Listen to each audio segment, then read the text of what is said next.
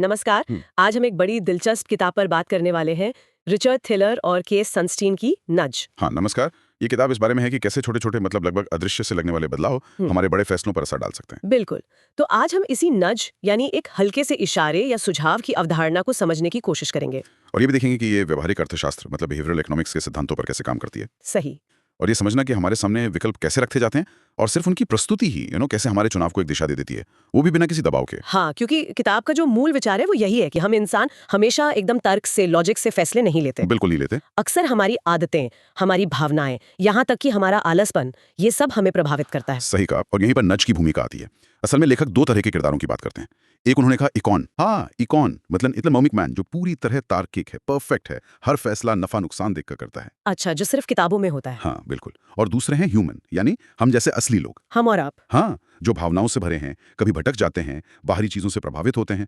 और क्योंकि हम ह्यूमन हैं, हमें कभी-कभी सही दिशा में हल्के मार्गदर्शन की जरूरत पड़ती है, एक छोटे से नज की। ये इकॉन बनाम ह्यूमन वाली बात बड़ी दिलचस्प है। मतलब ये कि हमारी जो इंसानी कमजोरियां हैं, उन्हें समझकर ही हमें बेहतर बनाने में मदद की जा सकती है। एग्जैक्टली। जैसे वो स्कूल कैंटीन वाला उदाहरण बहुत अच्छा है। हाँ, वो क्लासिक है। कि अगर हेल्दी खाना जैसे फल, सलाद वगैरह आंखों के ठीक सामने रख दिया जाए, हाँ। और जंक फूड जैसे समोसे, चिप्स थोड़ा पीछे या साइड में, हाँ। तो ज्यादातर बच्चे अपने आप ही सेहतमंद विकल्प चुन लेते हैं। बिल्कुल। कोई जबरदस्ती नहीं की, बस चीजों को रखने का तरीका बदल दिया। बिल्कुल। और यही सिद्धांत है चॉइस आर्किटेक्चर का, मतलब विकल्पों का ढांचा कैसे तैयार किया जाता है। Choice architecture. हाँ, एक और बहुत बड़ा उदाहरण है रिटायरमेंट सेविंग्स का। अच्छा, वो कैसे? कई कंपनियों ने देखा कि जब कर्मचारियों को रिटायरमेंट प्लान में खुद से एनरोल करना होता था, तो बहुत कम लोग करते थे, मतलब आलस कर जाते थे या टाल देते थे। हाँ, होता है ऐसे। लेकिन जैसे ही कंपनियों ने इसे डिफॉल्ट बना दिया, मतलब ऑटोमेटिक एनरोलमेंट। क्या आप पहले से ही शामिल हैं? हाँ, कि आप प्लान में शामिल हैं, अगर आपको नहीं रहना तो आप खुद अपना नाम हटवा लीजिए। अच्छा। तो जानते हैं क्या हुआ? भागीदारी, पार्टिसिपेशन रेट एकदम से बहुत ज्यादा बढ़ गया। कमाल है। मतलब सिर्फ एक डिफॉल्ट सेटिंग बदलने से इतना बड़ा फर्क?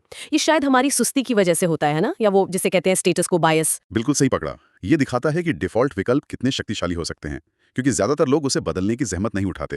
लेकिन सबसे जरूरी बात यह है कि चुनने की आजादी फिर भी बनी रहती है। हाँ, ये जरूरी है। कोई भी कर्मचारी उस प्लान से बाहर निकल सकता है जब चाहे। यही है लिबर्टेरियन पैटर्नलिज्म का कोर आइडिया। लिबर्टेरियन पैटर्नलिज्म मतलब लोगों को उनकी भलाई की ओर हल्के से धकेलना, बिना उनकी आजादी छीने। बिल्कुल। और ये विचार सिर्फ कंपनियों या व्यक्तिगत स्तर पर ही नहीं, बल्कि पॉलिसी और शासन में भी बहुत उपयोगी है ना? हाँ, बिल्कुल। सरकारें भी इसका इस्तेमाल कर सकती हैं। जैसे मान लीजिए बिजली का बिल आता है। हाँ। अगर उस पर यह लिखा हो कि आपके पड़ोस में लोग औसतन आपसे कम बिजली इस्तेमाल कर रहे हैं। अच्छा, तुलना करके। हाँ, तुलना। तो देखा गया है कि लोग अक्सर अपनी खपत कम करने की कोशिश करते हैं। कोई फाइन नहीं, कोई सजा नहीं, बस एक जानकारी। ये तो बहुत स्मार्ट तरीका है। या जैसे मैंने सुना है कि अंगदान के मामले में भी ऐसा किया गया है। हाँ, कई देशों में ऑर्गन डोनेशन को ऑप्ट आउट सिस्टम बना दिया गया है। मतलब माना जाता है कि आप डोनर हैं, अगर नहीं बनना चाहते तो आपको मना करना होगा, बजाय इसके कि आपको हाँ कहना पड़े। सही। और इससे डोनर्स की संख्या में काफी बढ़ोतरी हुई है। ये सब बिना किसी मजबूरी के हो रहा है। बिल्कुल। तो इसका मतलब ये हुआ कि सरकारें और संस्थाएं लोगों को बेहतर निर्णय लेने के लिए प्रोत्साहित कर सकती है, बिना किसी दबाव या नियम कानून के, बस माहौल को थोड़ा बदल कर। बिल्कुल। नीतियां बनाते समय इस बात का ध्यान रखा जा सकता है कि लोगों के लिए अच्छा विकल्प चुनना आसान कैसे बनाया जाए।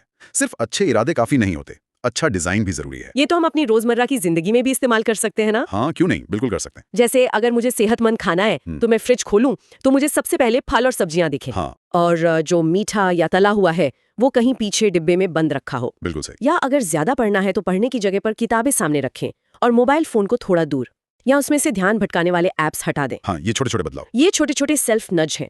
अपने माहौल में बदलाव करके हम खुद को बेहतर आदतों की ओर धकेल सकते हैं। तो संक्षेप में कहें तो कुछ मुख्य बातें हैं। डिफॉल्ट सेटिंग्स बहुत मायने रखती हैं, विकल्प कैसे प्रस्तुत किए जाते हैं ये बहुत शक्तिशाली है, और लोगों की चुनने की स्वतंत्रता बनी रहनी चाहिए। ये समझना हमें अपने ही फैसलों को बेहतर बनाने में मदद कर सकता है। तो कुल मिलाकर नज का सार यही है, बिना किसी मजबूरी के छोटे और समझदारी भरे बदलावों से बेहतर विकल्पों की ओर मार्गदर्शन करना। बिल्कुल। और इस चर्चा के बाद शायद सोचने लायक बात है हम सबके लिए। हाँ, कि हम अपने रोजमर्रा के जीवन में ऐसे कौन से नज पहचान सकते हैं जो हमारे फैसलों को चुपके से प्रभावित कर रहे हैं, चाहे वो सुपरमार्केट में सामान की सजावट हो या वेबसाइट का लेआउट। सही कहा। और शायद इससे भी आगे बढ़कर ये सोचना चाहिए कि हम खुद अपने या अपने परिवार के लिए, अपने लक्ष्यों को पाने के लिए अपने माहौल में कौन से छोटे सकारात्मक नज डिजाइन कर सकते हैं।